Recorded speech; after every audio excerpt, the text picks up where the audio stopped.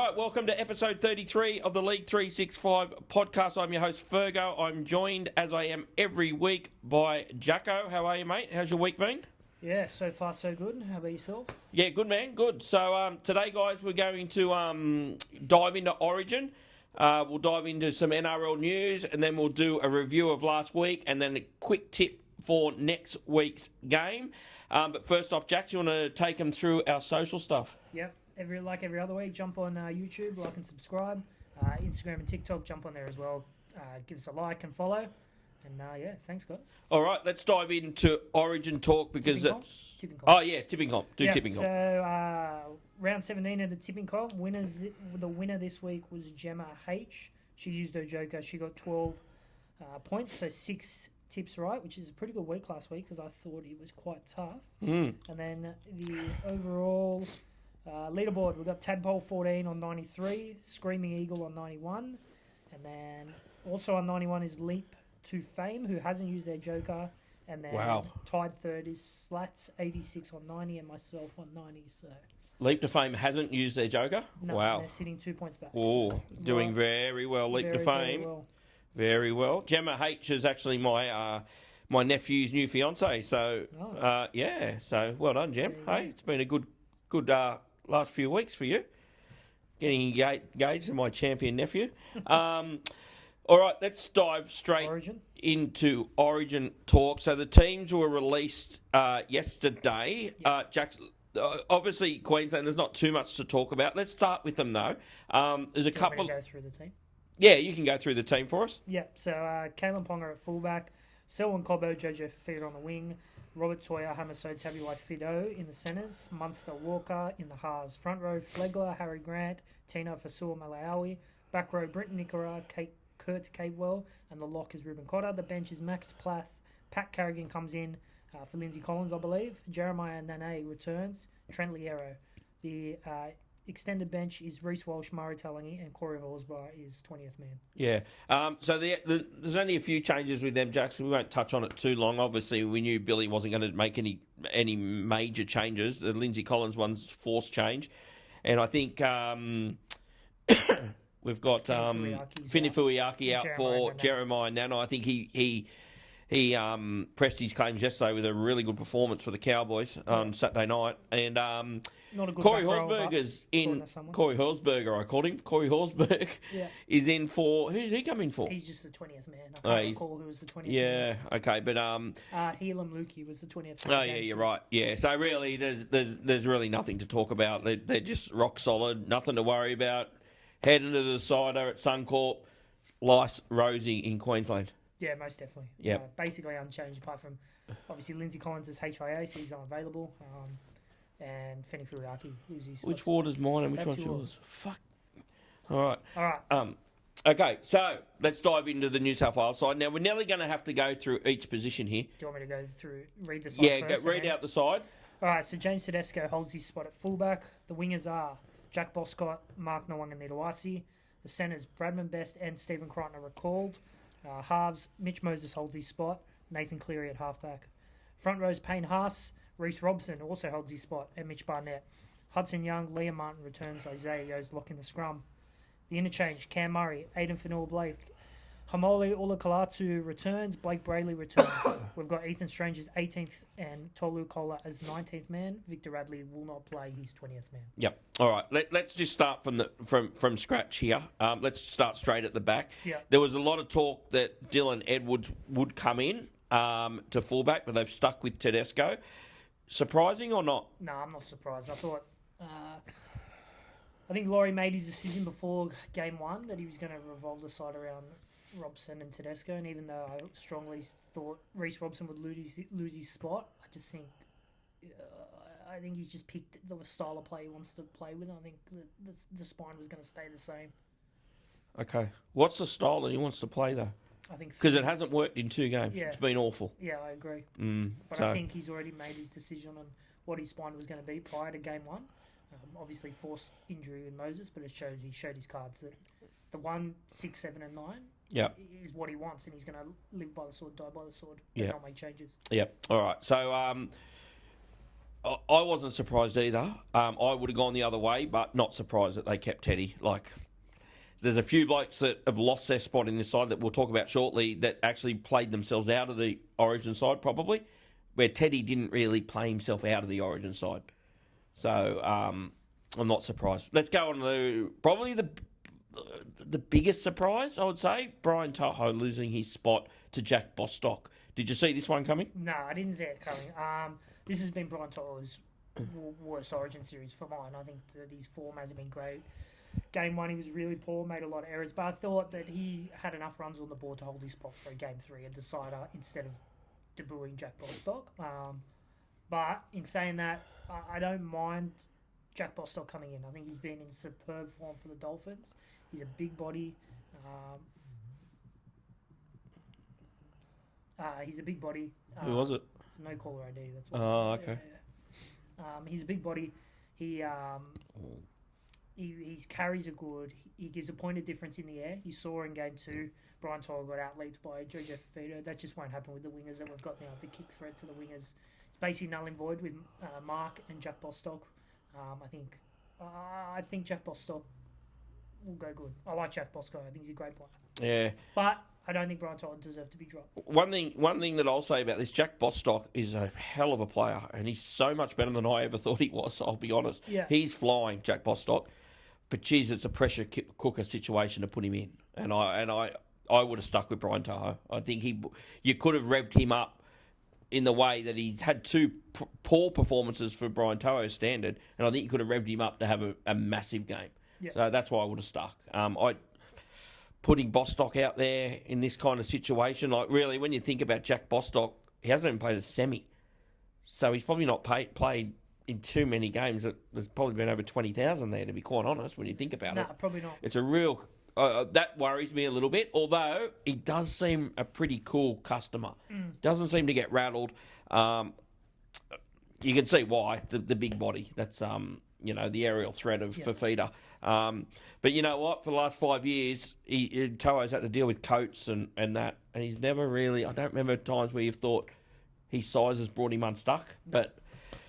To me, I would have stuck with Toho because that whole left edge has now changed, but I can see why they've gone that way. Yep, fair enough. Yep, all right, let's go. Both centres have changed? Both centres have changed. I totally agree with the Stephen Crichton change. I think he's got a presence on that right side of the field. He's a big body. He's in form off his last two performances, even though they've been at 5'8". I'm 100% behind that change. I'm not behind the Bradman Best change. I'm not Bradman Best's biggest fan, and I don't think Tolu Kola had done anything wrong in the first two games to lose his spot. What do you make of the two centre changes? Yeah, I like them both, to be honest. I think Staggs obviously had to go. His form in Game 2 was not good. His form all series hasn't been good. I think he's tried a bit too hard. He's missed his assignment on a few occasions, and Stephen Crichton's been there, done that. So he walks back into the side. And I really like Bradman Best coming in. I think at Game 3 a few years ago, he was one of our best. He's a hard runner.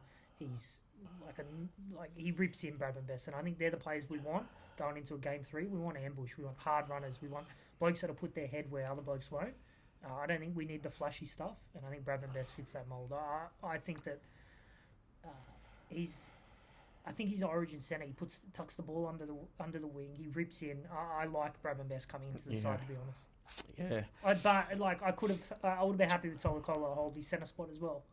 Yeah. I'm a little bit fearful of the lack of speed they've got now. When you look at them, to me, Bradman Best is similar to Katoni Staggs. Good ball runner, strong ball runner, but apart from that, does he offer you too much? But Tolu Kola's speed's been null and void Game 1 and 2. Yeah. Yeah. But Katoni Staggs didn't work either. And he's a similar player. Yeah, I think there's less errors. Yeah, I don't know. I just look at their back. Bradman Best has shown at Origin level that he's more than capable. I think he's been good most Origin games he's played. He ripped in Game 3 a few years ago. Yeah. It was really good. It was arguably one of New South Wales' best. Yeah, well, obviously, Latrell would have had that left centre spot thing, and I think Casey McLean would have got it if he was fit. So they're probably at their third choice. I don't like it. I just don't think Kola should have lost his spot to me. I thought he was very good in Game 1. I thought he was good in Game 2. Not as good as Game 1, but he was solid. And I'm really surprised he lost his spot, I'll be honest. But anyway, that's the way he's gone. And it just worries me they've changed that whole left edge now has been changed as well. So, obviously, barring Hudson Young, but the centre-winger combination. So, you know what? They've got 9 days to get that right. But, you know, I don't know. Concerned me, to be honest. Bradman Best going in. Yeah. Even though you're right, what you said, you're right. He hasn't let the stake down when he's played. But is he in that good a form to be picking him? Well, no, like he's only had a couple of games back from a long-term injury as well. I just look at most of the guys that have come back into this side. You got Stephen Crichton, Bradman Best, Liam Martin. They've been there. They've done that. And like they might have been there and done that, but they haven't won many. Well, what's Tolu Kola done? He's had two. He's been in their top 4 or 5 players both games. If I was a Queensland back row centre, I'd be more concerned with the likes of Hudson Young, Liam Martin, and then Bradman Best and Stephen Crichton coming at me on an edge than I was before. I like the back row centre combinations for this game. Yeah. Yeah. Well, we'll get to the. I think there's mongrel in the side. We'll touch. There's mongrel in the side. Where's the mongrel? What, Liam Martin? Well, I'm the one that said the first person picked last week on the show. I was the first person picked Liam Martin. Yeah, Bradman Best hasn't got mongrel in him. He might run hard on that, but he hasn't got mongrel in him. No, we'll wait and see. Yeah, so, all right, let's move on to the other winger, which is... Nawaqanitawase. And he deservedly held his spot. He was very good for the Roosters again. Yeah, so, he adds that point of difference where he can come up with a play from nothing. Yeah, let's just hope it doesn't go the other way for him, though, when he can have them howlers. But he definitely deserved his spot. There was probably no one else. Yeah. I would have looked at, just back to Bradman Best, I would have looked at playing Tom there. That's who I would have looked at play. If I wasn't playing Cola, who I would have played Tom. Yeah. Yeah. All right, let's go to the probably another surprising person that kept his spot. And you right there? Yeah, go on. Yeah, who are you texting? Let's keep on with the show. I can do 2 things at once. No, you can't. Yeah, all right, so very surprising here that Mitch Moses held his spot in the team. First off, his performance in Game 2 wasn't great, and his performance for Parramatta was dog shit the other night, to be honest. He was awful the other night, and he's one of his biggest fans, but even I thought, well, he's played himself out of that jumper. Surprise, surprise, the team comes up, and Mitch Moses is there. Yeah. So what did you think when you saw Mitch Moses' name there? Not surprised again. I think I went back to it. I think Laurie had his spine set in stone. Unless there was an injury, I think that the 1, 6, 7, and 9 was going to stay the same. Even though Mitch Moses was horrible the other night, he's 250th. I think the writing was on the board when he came straight back in for Game 2. Laurie was going to stick by him because he probably should have missed Game 2. Do you agree though? With he stuck to the spine, like he picked it Game 1, and do I agree with it? Do you agree that that's the way you should go? Yes and no. I don't think you want to make too many changes going into Game 3. Yeah, but I would have, me personally, I would have backed Moses. I would have backed Teddy and Moses in one more time and got rid of Robson. I think that they've shown that they've done it before, and this is, let's be real. Laurie's head's on the chopping board unless they win. Yep. You know, so if he thought they were the men for him in Game 1, I'm a similar believer. I'm going to stop you there. Yeah. All right, I'm going to stop you there. All right. Didn't Billy show the blueprint for it last year in Game 1? I think Luke Keary hit the nail on the head with what he's been saying. We were calling for all these blokes to come back in. Yeah, they've been there and done it before, but if Laurie can't get this playing group up to play, it's irrelevant of who comes in and plays. They're going to get beat. You know, these aren't dud football players. These are some of the best football players in the game. Mitch Moses, Nathan, Reece Robson's not even close. Not him. Not even close. But if we sit there as New South Wales fans and go, oh, Latrell's going to save us, or bring Homoli straight back in, he's going to save us. Some of these blokes have been here before when New South Wales got torched. Yeah. It's not going to matter. Latrell has torched them too, though. As well, correct. But Latrell was there last year. Yeah, so this is the point. I agree with you, right? When was the last time Teddy torched Queensland? He hasn't. No. When was the last time Nathan torched Queensland? Yeah, when was the last time Dylan Edwards torched Queensland? No, I'm not saying. That's what I mean. It's irrelevant who they pick. I know the last time Tom did. Well, you want to put Tom in? No, I said I would have picked him at left centre before Bradman Best. Luke Keary is right. It don't matter who you pick. If Laurie can't get these boys up to play for that jersey... But it does matter who you pick. It does matter. You're not going to put the fucking Gold Coast Titans side in there and Get No, them. but look at who the media's talking. They're talking about blokes who were there last year who couldn't get the job done. Dylan Edwards was there last year, Yeah, right? Nathan was there last year. that's right. You know, these aren't saviours, Yeah, right? If they can't buy into playing for New South Wales and ripping in and thinking, I'm going to die for this jersey, right? It doesn't matter who they bring back in. Like, we had Homoli game 1. We had Homoli a couple of years ago. We had Liam Martin last year. I think some of these guys definitely come back in. But it doesn't mean, it's not just like we make changes, we bring this guy in, we're going to automatically win. We're not. no, of course not. Yeah. But surely you run your best side out. I think we do. Yeah. But we haven't here. This is not their best side. And I'd find it hard that anyone could argue that this is the best side they could have put out there. No, but I think that Mitch Moses has torched Queensland before. I think that if we I think too many changes could hurt New South Wales as well. Yeah. You know, they've only got a week and a half. I think they've made too many changes, though. Don't you think? Yeah, possibly. Yeah. Because they've made a lot of changes. They have. I just think these are great players that play for Queensland, New South Wales. Some of the best players in our game. We have the opportunity to pick the best players in the game. Yeah. You put them in the camp. It's about buying in to what the coach wants. It's the coach's job to get these boys ready. And I think that Mad showed it a couple of years ago, and Laurie just hasn't been able to get these boys up, irrelevant of who he picks. Yep. Okay. All right.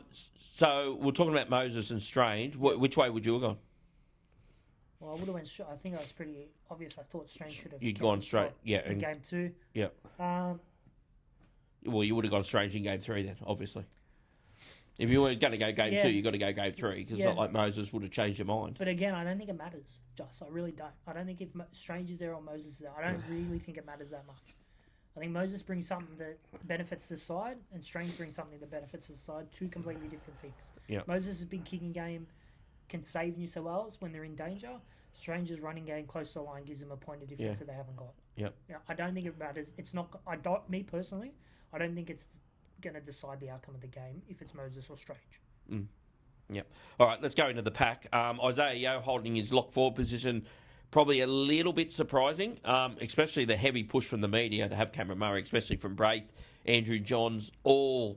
Yeah. So one thing Laurie hasn't done is felt the pressure to from the outside noise. Yeah. He's actually made his own decision, wrongly or rightly. But do you see this making a difference in their performance, like having Cameron Murray again off the bench?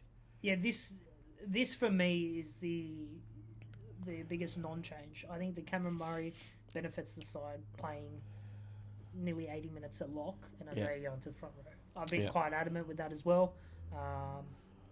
But I just Laurie has he's setting his way with who he likes in this side and how he wants the side to go. I don't think it'll work. I would have went with Murray, but that's me. Yep. I think Murray adds leg speed through the middle. I think he's shown game 1 and game 2 he's been great. He's the best lock in the game, probably. And I think Isaiah, you can get a lot out of Isaiah by pushing him up into the front row. Yeah, okay. I would have pushed him to the bench. I don't see the purpose of putting him to the front row, but that's just me. All right, the back rowers I felt picked themselves. Yep. I thought Hudson Young has been one of New South Wales' best in both games, so he probably had the left side locked down. And Liam Martin, it was a no-brainer. Bring Liam Martin back in. He gives them that fear factor on that edge now, which I like. Yep, I agree. Yep, okay. I think Liam Martin had to come back in. Okay, the front row, Mitch Barnett and Payne Haas. I'm a bit like this with Adam Fanua-Blake. I thought Mitch Barnett and Adam Fanua-Blake very lucky to hold their spots, in my opinion. I think Mitch Barnett's performance for the Warriors the other day was pretty good, but I'm really surprised Adam Fanua-Blake kept his spot on the bench. I think there's two standout props that are not getting a crack. I think Stefano, I watched him again the other night. He was very good for Melbourne. And Taniela Paseka is not getting talked about. So, coming out of the Manly side, this was the biggest surprise because I was thinking, well, we're going to have Adam Fanua-Blake for Cronulla on Saturday night. I was really surprised he held his spot. Yeah, so was I. He could have went with either of those blokes that you brought up. I know you don't like him, but Terrell May makes over 150 metres a game. He could have had an opportunity. He was awful yesterday. He ran for 107. I don't care, mate. If you make 25 hit-ups a game, you're going to make that kind of meters. But there's no impact from him. There's no impact. I'm telling you, go watch his game yesterday. There was errors. Defensively, just gets found out terribly, like laterally shocking. Like they run around him for fun. I think meters are important at Origin level. Yeah, but he's only making them meters, right? Yeah. Because of the amount of hit-ups he's doing. Yeah, is that not good? Well, having a lot of hit-ups not good? No. How many times being able to play 80 and having a lot of hit-ups is not good? How many times did Gallen get in trouble, or people bag Gallen because he took too many hit-ups, got in the way? But having a prop that's got work rate is not important. I don't think that's. No, I don't think you can say he's a that. It's not. When you've got Payne Haas, it's playing 80 for his club. It's not.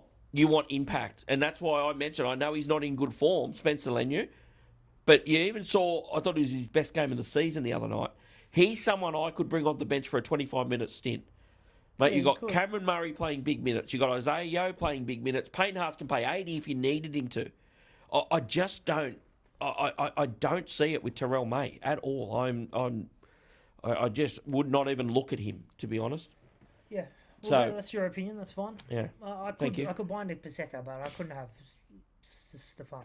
But yeah, could have been happy to see Paseka make his debut. Surprised he doesn't get talked about. Yeah, so am I. Yeah. His form's been outstanding this year. I think Victor Radley.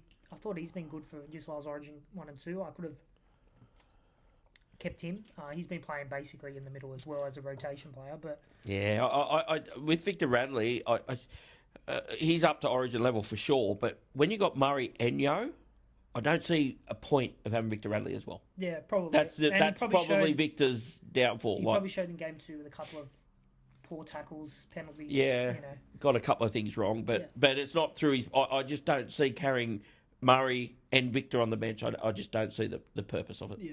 To be honest. All right, let's go to the hooking role. And the mail coming out in the last week was Robson was going to hold his spot. It bewilders me. Honestly, it's been going on for 4 years, and I don't understand. Look. If he does what he did in game 2, and Blake Bradley sits on the bench for 80 minutes, and they lose, like badly, the coach has got to. Something's got to be. Well, the coach has gone anyway. Well, the coach has gone anyway. So if Appy didn't see time, what's he do this time?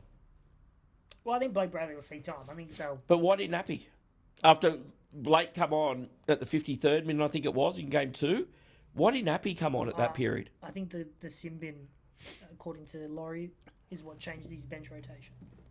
Yeah, he did say that. He got Adam Fanul Blake off and blah, blah, blah. But, yeah, what minute was the sin bin, though? Close to the 60th. Yeah, I don't know. The only way I can see this working is if Robson just plays 20 minutes, 25 minutes, takes a sting out of the game, and then they bring Bradley on. I think Bradley will come on with 20 to go again. Well, if they do that and they're down by 20, well, you may as well not bring him on. Yeah. You know, you surely got to look how the game's going. In the way of, well, you know what, we're getting nothing out of dummy half again. Yeah. Surely he has to actually take a risk. Yeah. Take a risk. You know, if they're struggling and they're not getting any go forward, well, surely you got to change the rotation of the 9. Yeah, you would think so. You know, so I wasn't surprised they went the way they went, but there's no way in hell I would have. No. So, I mean, New South Wales are cooked either way. Yeah. All right. So, and there's no one new on the bench, is there? It's basically the same bench. Ethan Strange. Is there. Again, there. Ethan Strange, to me, you start him at 6. You start him at 6 or you don't play him. That's just how I look. Because how do you get him into the game unless there's an injury? Well, that's why those players are probably there. Yeah. Tola Collar as well. He's not going to see game time unless there's a HIA in the back or something like that. Yeah. So, anyway, that's enough Origin talk. Yeah. We'll get right into the preview next week of Origin. Let's go on to a bit of NRL news, Jax. What have you got any? I've got one. Yeah, I think I know what you're going to say. Yeah? Yeah. Mate? Yeah. Yeah. Okay, so during the week, it was announced that Josh Shuster has signed with the West Tigers on New South Wales Cup contract. As people would know, he's a really close friend of ours, Josh. And he's in great nick, and I think it's really smart by the West Tigers. He's basically gone there on pittance, and they really have nothing to lose. And we've been seeing Josh train for the last few months, and he's in the best shape of his life. There's absolutely no doubt about that. He's mentally ready to go, and it could be a wonder stroke by Benji for mine. Yeah, I agree with everything you said. Yeah, I think it's risk free. He goes there. Hopefully, he gets a run at New South Wales Cup level this year, and goes into the off season with some footy under his belt, and then rips in next year. And you never know if he works hard enough and takes his opportunities, which I have no doubt he will. Yep. We could see him in first grade somewhere along the lines. Yeah, I think by all reports and what we kind of know is there was a fair few clubs that spoke to him, but I feel he's found his home, and the big thing is Benji. I think Benji suits Josh just because, number one, they play same position. Very skillful player Benji was, as we all know, and I just think it'll suit having Shuster under Benji, and I think it could work. Yeah, I think Benji's a good fit for him for sure. Yeah. All right. So good luck, Josh, mate. We we're right behind you, brother. So good luck with it all, and we look forward to watching how it all goes. 100%. Any other news? No, not off the top of my head. No? Okay. All right. Let's get into the review of last week's games. And we have a Thursday night game? Yeah, we did. South Sydney 32 over Parramatta 12. Yep. Mitch Moses is 250. One he would like to forget for the result and his performance. He was quite poor. Parramatta were awful, really, here. Their completion rate was diabolical. And South on the back of Cody Walker, I thought he was great. Tallis Duncan is one hell of a player. I thought he had a great game as well. They were just too strong for Parramatta. One of their worst performances of the year for mine. Yeah. Well, the best thing about this game was Jason Riles pulled a woman out of a burning car on the way home.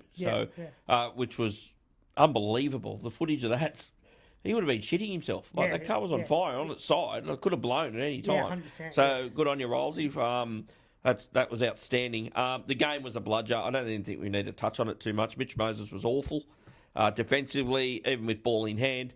And South were just, I don't know if clinical is the word, but they just did enough to get the job done. Cody Walker's actually playing all right again. Yeah. So he's going all right. Tallis Duncan, he's got blue written all over him next year for mine. He's an outstanding player, Tallis Duncan. 100%. Yeah, and I thought Brendan Smith was really good. Games. Brandon Smith, really aggressive, and I really liked what I saw from Brandon Smith. Yeah. I still question them though against the heavyweights. I just so do I. Yeah, I question them. They need Latrell back. They need to be playing their best footy. They need more than Latrell. They need like Jack Whiten back. They need Campbell Graham back, and they need them fit and firing. Yeah, you know. Yeah. So, but again, I still think they're just lacking something that's. They're a top 8 side for sure, but I can't see them going much further than that, to be honest. Yeah, me either. Unless Latrell catches fire like Reece did last year. Yeah. That'd be the only way. All right, let's go on to the Friday night game, and there was an early game, and that was? Gold Coast 12 went down to the Canterbury Bulldogs 30. The Dogs, they've won 3 in a row now. I tipped Gold Coast. I thought they'd been playing some pretty good footy the last month. I thought at home they'd be a red-hot chance, but Dogs... too good off the back of Stephen Crichton moving into the halves. He had a couple of try assists. I thought he ran the ball well. You just get your superstar close to the ball. I think we're calling for it all year. They've made the change. They've now won 2 in a row with him in the halves. They keep their season alive. Yeah, well, don't want to blow our own trumpet, but before round 1 we were saying this. We actually wanted him at fullback, but they've got him to 6. They've got he's getting his hands on the ball. He's ball playing. He's running the ball, and it's not coincidence they put 30 on the other night. No. It's not coincidence. Some of his little subtleties with the ball, which probably surprised me, the no-look pass, and they didn't even actually know he had that in him. And some of his balls he threw were crackers, And when he took the line on, he was breaking, he was dangerous. And it might have just been the subtle change they needed just to spark something, and it looks like it's done it. So again, I still think it's a long haul to the 8, but... They've given themselves a chance. But, they're still missing a lot too, when you look at it. Kick out, Preston, Satili Tupu. 3 back rowers that better than first grade standard back rowers. They're elite back rowers, all three of them. Or close to elite. Well, yeah, they're elite. I would say, yeah, they're elite. So, but yeah, just that little subtle change looks like it's flicked the switch, and the Bulldogs. I won't say they're back, but I want to see them play someone decent now to see where they're actually at. Yeah. But giving themselves a chance. They've given themselves a chance, exactly. Yeah. So because that was a game that I thought the Titans could beat them. To be honest. So they've definitely given themselves a chance. Titans just the Titans. I don't know what to say about the Titans. Yeah. Me either. They give you hope one week and then they just produce that. Yeah, exactly. And it just pisses you off. But anyway, let's move on to the Friday night game, the later game, which was? We go from the Dogs, who kept their season alive, to a side whose season is virtually done. The Premiers 18 went down to the Sydney Roosters 24. I'll give them credit. They hung in this game. For a good chunk of it, they were in there with a fight, with a chance, but Roosters just too classy in the end. Tedesco, I thought, was really good, one of his better games in the last month since he went back into Origin. Billy Smith, probably his best game of the year. And the forwards just keep rolling. Nafahu White, outstanding. Spencer Leniu, I thought, was good. And Nat Butcher continues his arguably career best form out there, filling in for Angus Crichton. That it? Yeah, that's my take on that one. All right, I'll start with Brisbane. I'll start with the Roosters, actually. I couldn't disagree with anything he said. The one thing I will say, Spencer Leniu, I felt it was his best performance of the year. Nafahu White, I know I go on about him every week. His rise is catapulting to the $1 million player mark. Yeah. Nafahu White. He's right up there. If he's not, he's extension already. Payne Haas is obviously the top of the tree, but I think he's slotted into second best front row in the game. Yeah, I think that'd be hard to argue. He is an outstanding football player. His leg drive, his ability to get in between defenders and find his front and carry, like his post-contact. I didn't see what they were, but they must have been massive the other night. Ridiculous, his post-contact meters. I felt Reece Robson was not great again, through some horrific passes again. But everything else you said, I tend to agree with Billy Smith's best game of the year. Robert Toya was really good, and he's another one where his stars are rising as well. And Teddy was just, it wasn't a 10 out of 9.5 out of 10 from Teddy. It was a good solid 8 for mine. So Brisbane, what do you make? I thought he tried really hard, Reece. I couldn't fold his effort. Yeah, him and Payne, I thought. Well, Payne was great. Look, they're missing some heavyweights up front, and they lost Xavier Willison quite early, and Payne had to play 80. If you're doing that, you're short on numbers. You got Jazeski and that taking hit ups off the kickoff and just getting fucking folded. Smash, and they're just missing blokes. And I think there's a few blokes playing hurt too, and they will get. I'm tipping they'll get Reynolds back this week, possibly Mam as well. So it will help them. Yeah, but their season's done. Well, they're one loss away. They're 5 and 10. Well, I'm with you, but when they're mathematically a chance, it basically puts them gone this week. If they lose this week, you get the pennies. It's already 9/10 through them, but you'll just finish the job if they lose this week. I actually enjoyed the game. I'll be honest. We watched it together. Yeah. I actually enjoyed it. I thought it was a really good game. Yeah, it was good. Good contest. Yeah. All right. Let's move on to Saturday 3:00. Yeah. Top of the table clash. Dolphins 26. Just got home over the Warriors 24. Seesawing affair. The scores went up and down. Warriors had the lead. Dolphins restored back.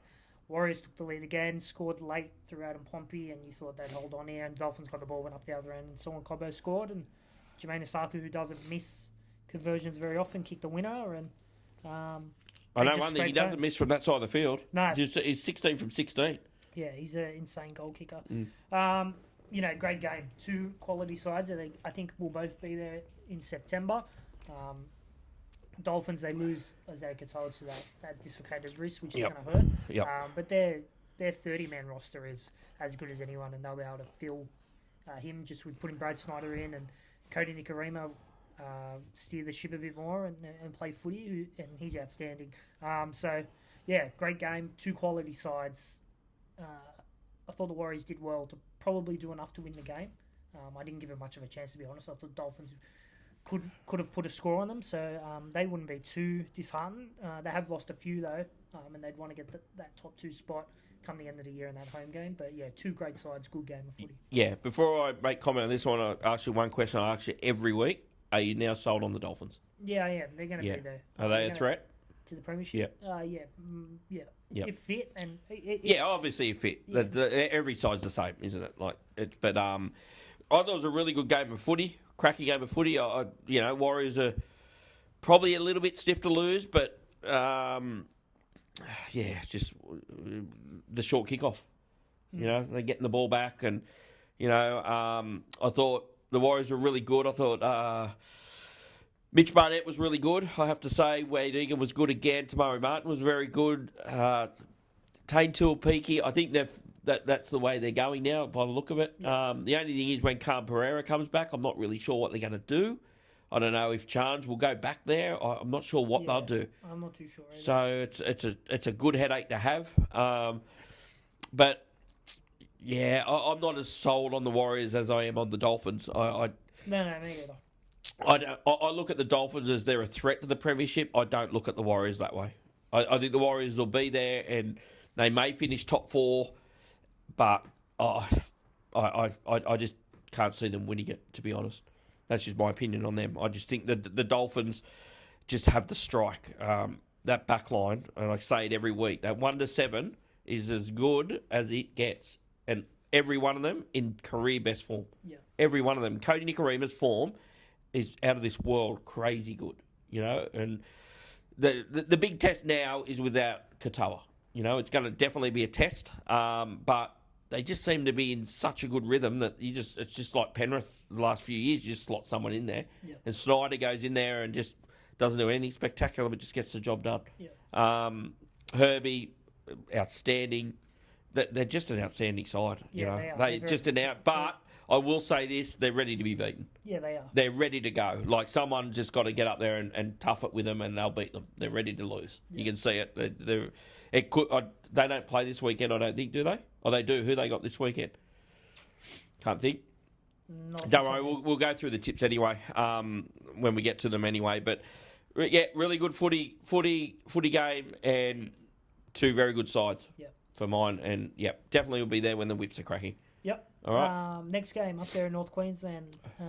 North Queensland Cowboys 26, much needed win for them. Beat Penrith 12. I think I said to you last week this would be closer than what you think. I gave Cowboys a red hot chance. Coming off a few losses, tough place to go. Townsville. It's still pretty warm up there. Jeremiah Nene I thought was great. Yep. Drinkwater good. Clifford as well, good, and they just Penrith off their game. A lot of errors in the first half, especially. I think their completion rate was down there in the 60s. Cowboys didn't manage to capitalize on it too much. I think they went into the halftime break pretty close, the score, but then did enough in the second half to come over the top of them, and I think they might have even kept Penrith scoreless in the second half, from memory. There's one decision I saw there that I was quite surprised it wasn't a penalty try. Someone went to the line, he got the ball over the line and dropped it due to, I think, Liam Henry someone or Scott offside. Sorensen came in offside. Didn't get back to the line, that one? Yeah. And I just think if Scott Sorensen, I think it was Scott Sorensen, didn't get involved in the play, I think it was Nanai. I think Nanai would have got the ball down for sure. The offside man comes into the play, disrupts the tackle and he drops the ball. I just think that's a penalty try. I think he went to the bin anyway, so they did get something out of it, but you'd rather take the points for mine. It didn't matter in the end, but that was a decision that I thought could have went either way, to be honest. They're a bit of a tricky side to get it. I'm not getting a read on the Cowboys. One week they look great. They can be good, and then they can be awful. Yeah. So I don't know. All I know is if they want to be a top 8 side, they need Dearden back. Even though Clifford's form's been really good and Purdue's actually going okay, but they need Dearden back. Yeah, I agree. Definitely. But I actually thought Penrith would just win this game, to be honest. So it really surprised me. But Penrith, they're in that little mini slump by the look of it, aren't they? Where they're just making them errors, and as you said, they completed it in the 60s. It doesn't matter who you play. Like, you're just not going to win. If you complete in the 60s, you're not going to win. Yeah, no, definitely not.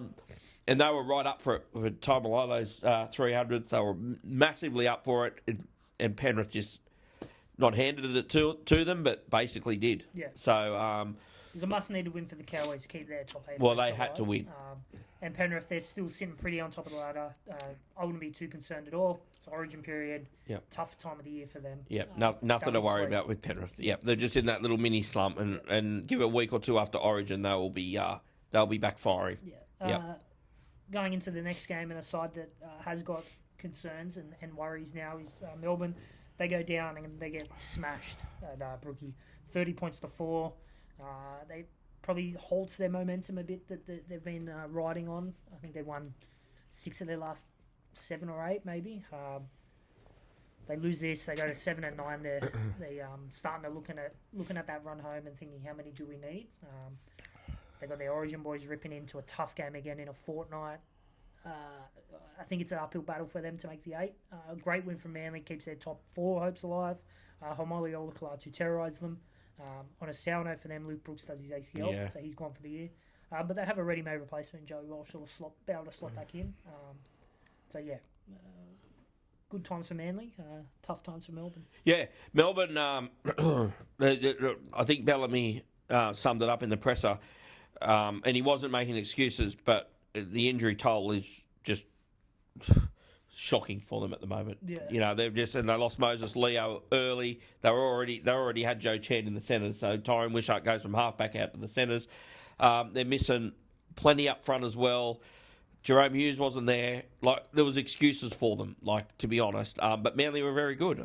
Manly are good. Tom, I'm with you with Tom. He's about 80% of the player he was. But he's still, you want him there. Yeah. The injury to Luke Brooks is shattering, to be honest, because he's hardly played any semi-final football. Yeah, that's right. That's one thing. Number 2, he's getting older. Yeah. The thing that worries me here, Jackson, I want your opinion on this. You said they've got a ready-made replacement, and they have, but it's not like for like, which worries me, because I feel what we've seen of Joey Walsh, he's a ball-playing 7. I don't see him as a running 6, and I think with Jamal, this is similar to the Parramatta situation for mine, that I think you've got 2 now ball-playing halves, so I think it affects the whole side. And Joey Walsh, I think, is going to be a future star, but I think he's going to be a future star halfback. So I'm a little bit concerned with that now they have 2 ball-playing 7s and 6. So somehow, I think they need to get Joey running a lot, not just sitting on that edge trying to ball play. And that worries me, because Brooks' form has been probably as good as I've seen in his whole career, and it's due to his running. Yeah. And he's on that. Jamal's running the whole side. Brooks just slots in when he needs to kick. He might kick 3 or 4 times a game, and Jamal's kicking 20 times. It worries. That worries me, and it worries. It could derail the way they're going. Yeah, no, it could. That's fair concern you bring up. Only time will tell. I feel like Joey Walsh has done well when he's come in this year. Yeah. He played a really good game against Penrith earlier in the year. Yep. They might just have to tweak the way they play, and I think that's what they need to do. Up to Kieran to try and get the best out of them. They're still, what are they, 9 and 6. They're sitting there at 6th place. Maybe top 4 is beyond them this year, but I still think they'll play finals footy. I think they'll play finals footy. I'm talking about being some kind of threat. Yeah. I feel that when Joey came in before and was very good, he came in at 7. Yeah. He came in for Jamal. Now he's got to work with Jamal, and that worries me. That's the only thing that worries me. The other thing that they do, what will happen now, Clayton Failolo's coming back. Yeah. So, interesting. I was really interested in if Joey Walsh had got suspended, which he's probably lucky he didn't for the hip drop. Yeah.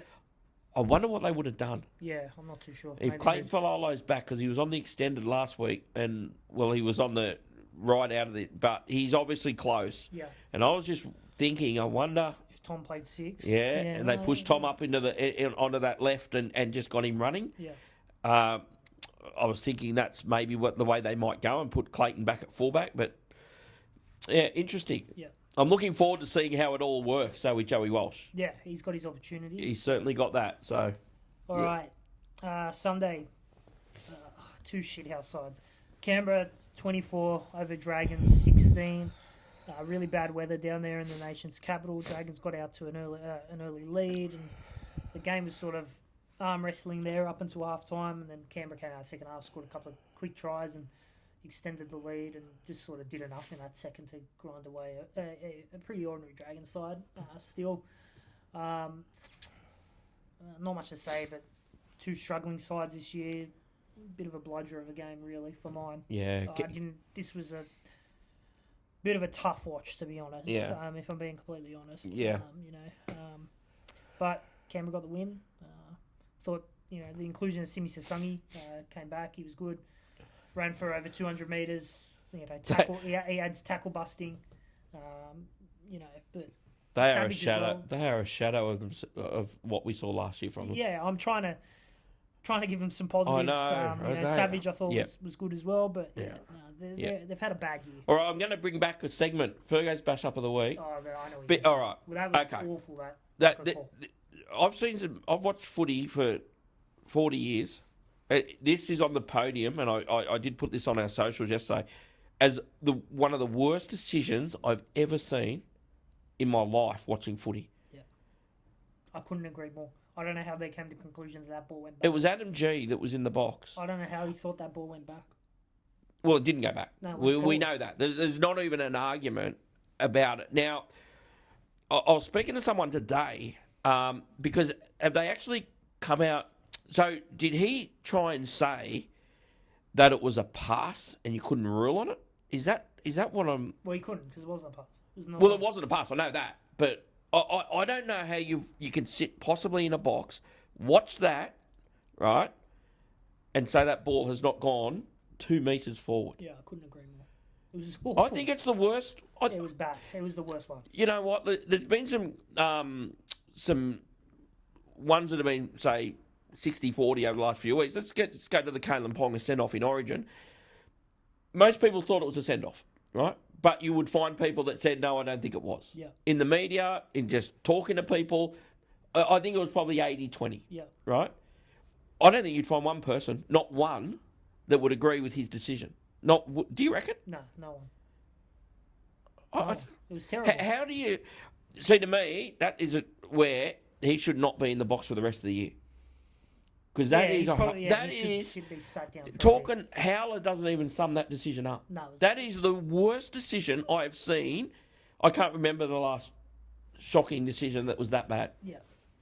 Although the one the week before in the Warriors game wasn't much better, that but wasn't great either. the Tane Tuapiki one. But that yesterday was a couple of things I haven't seen before. They didn't even send a kicker down to kick the goal. Mm. Yeah, it was bad. When the try was confirmed, the kicker ran down there to kick it. 1. 2, the look on Simi Sasungi and Xavier Savage's face when it come up, try confirm, was like, what the fuck? Yeah. And Gutho and who was it that was laughing with the ref on the way back? I can't remember, back to halfway. It was Gutho and someone. I don't think I've seen anything worse on a decision on a football field than that. Yeah, it was the worst one I've seen. I wonder what they do with him. Because there's no excuse for that. No. I can't find an excuse. Yeah. I look at the ref, I go, you know what, mate, they got so much on their mind. You know, they could miss the touch. Yeah. Right? They're looking at all kinds of things. The touch, he should have got it. Yeah. But you know what? You can forgive them, right? I can't forgive the guy that's got fucking 10 monitors in front of him. No. Every single angle you want. Getting that wrong. No, it's diabolical. It's diabolical. Yeah. Okay, so it'd be interesting to see if he's in the box for the rest of the year, because he shouldn't be. He will be. He shouldn't be. All right. Because that can't happen. Sorry, but it can't. All right, final game of the round, and this is old school scoreline. Newcastle 12 beat the West Tigers 6. Again, really poor conditions up there at Newcastle. Probably game was for the taking for both sides. A bit of Dom Young brilliance with his speed, split him, and then gave it back to Bradman on the inside, but that was getting close to 7-6 territory. Yep. Thought Newcastle went great, a lot of drop ball. And I think this is a game the Tigers will rue and think, "Oh, we left this one out here." Yeah. I thought Dom Young was really good. Some of his, I think he set up the first try as well with just pure speed, burning him. Yep. They had all sorts of trouble with him. It did sum up one thing for me with Dom Young, and the Roosters actually. The Roosters should never buy English wingers ever. Yeah, because he's good at Newcastle. Hey, he's good at Newcastle. He's a bloke that should never have left Newcastle. Yeah. And we're talking about Joe Burgess and Ryan Hall that come with big raps and they get to the Roosters. I don't know what it is with English wingers. Just do not go to the Chooks. Yeah. But yeah, he was really good. To me, this came down to one play here in this game, and it was Kalen Ponga's chase on Makasini. Makasini was going to score for your life, and Kalen, I still think he should have gone to the bin because I thought he actually worked him over, and it was a sin-binnable offence. But he saved them, and that won them the game. Yeah, because Makasini was going to score for your life. Yeah. And Kalen coming up with that play was just massive. Yeah, definitely. And one thing that I did notice, and this is Newcastle's credit, by the time he got up and played it and spun it to the outside, every single Newcastle player was back on the line. Yeah. And it was one thing I did notice. But, it was the conditions. It was shit. Yeah. I thought the West Tigers threw it away. I thought they should have won. But Newcastle have been doing this all year, winning the one. Like they won, I think, 2018 the week before, didn't they? Yes. Pretty sure. Yeah. They could have lost that. They're a bit... I know they're not in front and not leading the comp, but there's a bit of Canberra about Newcastle this year where they're just winning these shit-ass games and they're winning them. They're finding a way to win, and it's going to definitely secure a top 8 spot for them. Definitely. But they're going nowhere in the competition for mine. I think they'll be easy pickings. Yeah, they could be. They need to finish top 6, so at least if they miss the 4, they get a home semi. Because if they finish 7th or 8th, I could see them going straight out the door. Yeah, definitely. Yep. But, doing all they need to do. They're winning, and that's all they need to do. All that matters. That's right. All right, let's quickly fly through these predictions for round 18. Yep. Origin affected, obviously. Yep. Friday night, Penrith, they take on South Sydney out there at Parramatta Stadium. Penrith without Nathan Isaiah, obviously. South... They'll be without Latrell still due to Origin, Cam Murray. I think Panthers, after a couple of losses, I think they'll bounce back here and beat South. Again, I think this will be a close game. But yeah, it's tricky because no Origin players, but they do get an unexpected surprise. They've got Brian Toho. Yeah. I looked at the market today, and they're in pretty short, Penrith. I think they're unders. I think they're around the 165 mark, somewhere there. I think it's skinny. Especially, again, we're doing this without team lists. But if Jack Whiten and Campbell Graham, who are not far away by all reports, if they're in this side, I favour South here. I think South can win. It's tough though without the team list. But I'm gonna tip South, hoping the Whiten and Campbell Graham are in the side. Yeah, fair enough. All right, Saturday, struggling St George take on West Tigers. West Tigers just must win if they want to have any sort of run late in the season. Dragons still head and shoulders the worst football team in the competition. I think the West Tigers will just do enough to beat the Dragons here at Jubilee, but this will be close as well. Yeah. I'm going to... A mate of mine who I respect as a pretty good judge on footy, he's very keen on the Dragons, and I'm going to back him. I think the Dragons could cause the upset here. In a low-scoring affair, I think the Dragons, them conditions up there in Newcastle yesterday could have a bit of a lingering effect on the Tigers. And I'm going to tip the Dragons in an upset. Yeah, all right. There couldn't be any worse timing for Brisbane to play an Origin-affected round. 7 straight losses. They're up there with no Walsh, no Haas, no Carrigan. They're going to play a Sharks side that'll just only have Brayley out. And Fanua Blake. And they have got injury concerns too, Cronulla. Yeah, so Brisbane. Brisbane, they've got a truckload out. They're struggling for form. I know they're at home, but I can't tip them. They're copying 8 straight losses for mine. Sharks, they keep their top 4 hopes alive in this one. Yeah. Okay, I think Josiah Karapani too's in trouble again. So there's another one out. They've got Stags that'll be there. Mam and Reynolds are interesting. Not real sure what's going on there, but I'll be surprised if Reynolds is not there. I'm not sure about Mann. He had the shoulder issue. A lot out. I know Cronulla are without Brayley and without Fanil Blake, but they're probably well stocked in the front row department, Cronulla. They'll still have like good front rowers there. I think Cronulla coming off the bye as well. Well, put it this way, they don't deserve to finish top 8 if they don't get up there and get this done. Yeah. You know, they have to win because they've got 2 weeks up in Brisbane now. They've got the Dolphins the following week, so they really need to get up there and get the job done here. Yeah. Yeah. All right, Sunday. Struggling Parramatta without Moses. Take on Manly Warringah. Homoli will be out. Tolu Kola will still be out because he's in the extended team. Brooks injury. But again, after what I saw from Parramatta last week, I can't tip him. Manly need to win games like this if they want to keep their top 4 hopes alive. Manly for me. Yeah, Manly for me too, but I'm doing one of you here. I think this will be close. I think Parra will be filthy on the performance the other night. And you know what? They've actually performed all right without Moses, you know. So I reckon that I'm tipping Manly, but it will not surprise me if the old Manly-Para rivalry and Parramatta really aim up here and put in a performance. I don't think it'll be good enough to win, but I reckon they might give them a scare. Yeah, Manly. I agree. I think it'll be close. Yep. All right, final game of the round, and this is where the Dolphins slip up for mine. Newcastle Knights at home. I know they got no Best, no Ponga, but Dolphins have got a truckload out. There'll be no Hammer.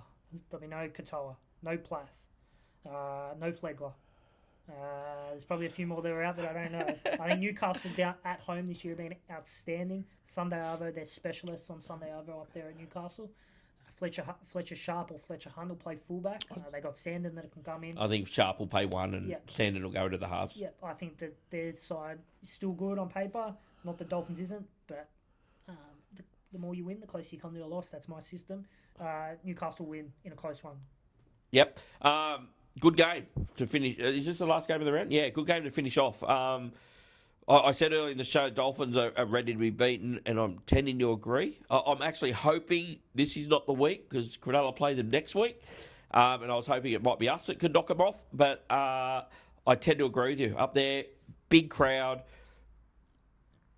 If it's shitty conditions too, probably slows up the Dolphins a little bit. And with them outs, even though they'll have ready-made replacements, you know, they're going to bring in, well, Trey Fuller will be fullback.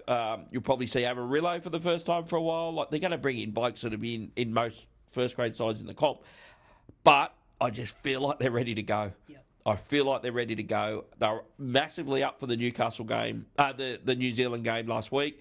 And put it this way, if they get up there and find a way to win, it will be an enormous win if they can find a way to win. But I'm with you. I'm tipping Newcastle. Yep. Think they can get it done. It wouldn't, you know what? Wouldn't surprise me if they put a score on them. Yeah, right. Wouldn't surprise me, you know. So I'm tipping Newcastle as well. All right. That's it for this week. That's it? Yep. Nothing else? No. No? Origin preview next week. Yep. All right. So, Origin preview next week. We've got a really special guest coming on in the next few weeks. I haven't got any set date or anything yet, so I'm not going to announce who it is, but we've got someone big coming on. Maybe not in the rugby league circle, but someone in the sporting world that's quite big. He did have an uncle that played footy, probably 30 years ago. But we'll announce that. Hopefully we'll be able to announce that. We might even announce it during the week as soon as I kind of get a date finalised. We want to thank the guys from Bearbet. We couldn't do this without you guys, so thanks, guys. And that's it for this week, and we'll be here next week for Origin Preview. See you guys. Thanks, guys.